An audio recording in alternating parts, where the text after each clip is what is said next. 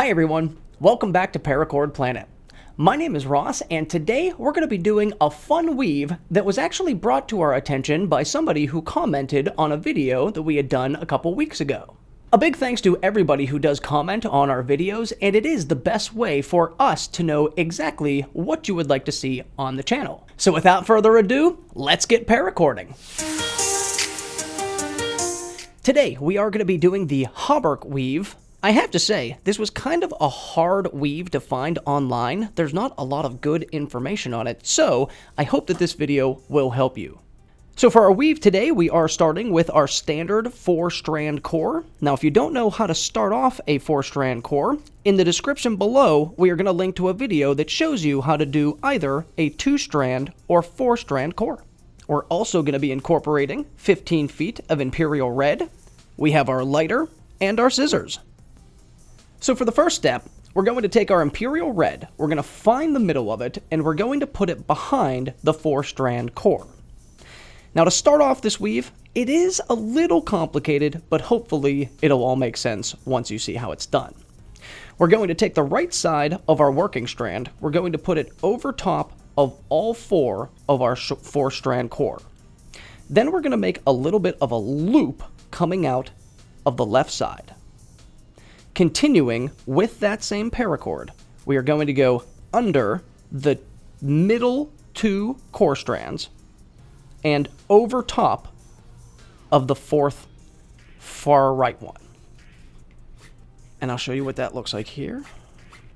So when it's all done, you should have something that looks like that. For step number 2, with the left working strand, we are going to make a little bit of a loop. And then we're going to bring the left working strand around just the leftmost cord. We're going to go around the leftmost cord, and with the end of our working strand, we are going to bring it through both of the loops that we just made. So through itself and through the first loop that we had made with the right working strand. And what this is going to do is create our first knot over on the left side of the inner strands. So we want something that looks like that. Now with the same left working strand, which is now the right working strand, we want to take the end and we want to go over top of the first inner strand, under the next 2, and over top of the 4th one. So over, under 2, and over the last one. Then we're going to take that working strand and we're going to bring it through the loop that we had made on the left side. Now, before you actually close that tight, you do want to make sure that there is another loop on the right side. And what we're going to do is we're now going to take the right working strand and we're going to cinch down the knot. And you can pull that one a little tighter, and that will actually make the top loop that went around tight on the top of our inner strands. So now we're going to do the same exact process that we did on the left side, only this time on the right side. We're going to make a loop underneath the loop that we just made, and we're going to bring that working strand around just the rightmost strand. And then as we did with the other side, we're going to take the end of that working strand, we're going to put it through the loop we just made and the loop that we had from before. So it goes through both of them. Bring it on through. And again, this will now start the knots on the right side. So as we do tighten this close, we want this to go over top of the loop, tighten it down, and now we have the first knot on the right side. Going to take that same working string, and we're going to start bringing it back the other way. So we want to go over top of the leftmost inner strand, underneath the next 2, and over top of the outermost. So we're going to go over, under 2, over 1, then as we did on the other side, we're going to bring it through that loop. Now we don't want to cinch it all the way closed. We want to keep another loop on the left side.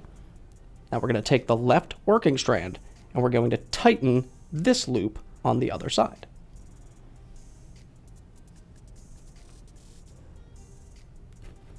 And here you can really see the pattern start to unfold a little bit.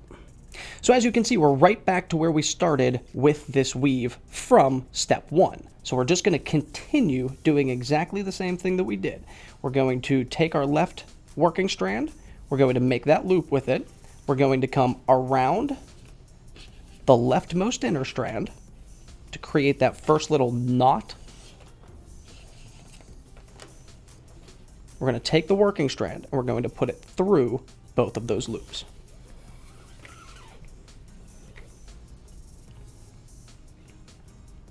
And you can actually see, you can pull on the paracord from the bottom and you can see that little knot that we're making right here on the left side of our bracelet. Once that's done, we're going to take the same working strand. We're going to take the end of it. And by now, you know what to do. We're going over top of the rightmost inner strand, underneath the next two, and over top of the fourth one. Let's go over, under, over. We're going to take that end. We're going right through that loop. Bring it all the way through until you get another loop on the right side. Take the right working strand. We're going to cinch. So basically what we're doing is creating a loop on the right side, and then with the loop on the left side, we are making the knot on the inside of our bracelet. So now we have the next loop on the right side. We're going to do the same thing we did on the left side, but this time with the right working strand. We're going to make a little loop. We're going to hold it all down. We're going to go around the outer right strand. We're going to take the right working strand. We're going to put it through both of those loops.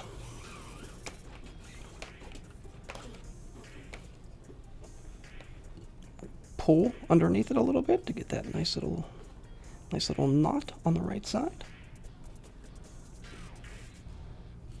We're going to take that same working strand. What are we doing with it? Over, under, over, through the loop. So we're going over, under the two, over the fourth one, and through that loop.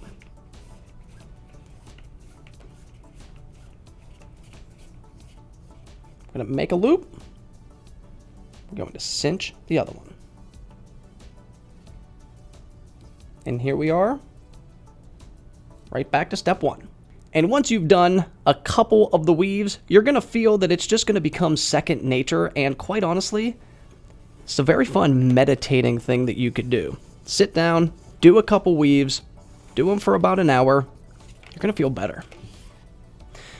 And I did just want to take a little bit of time just to thank everybody who does comment and subscribe on the channel.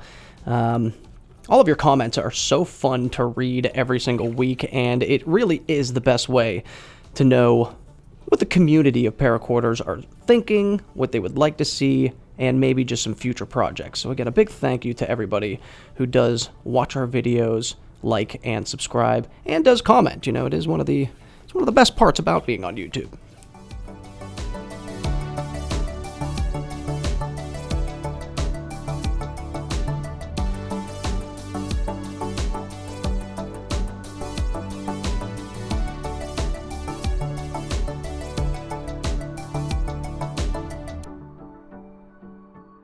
Alright, so we are coming to the end of our weave, and we did have our paracord end in the back, as we always like to do with bracelets, just to make sure that when we burn the paracord, it's all going to be in the back. So for the final step here, we are going to take our bracelet off of the jig. We're going to turn it around. We are going to cut our 2 weaving paracord. We're going to burn it.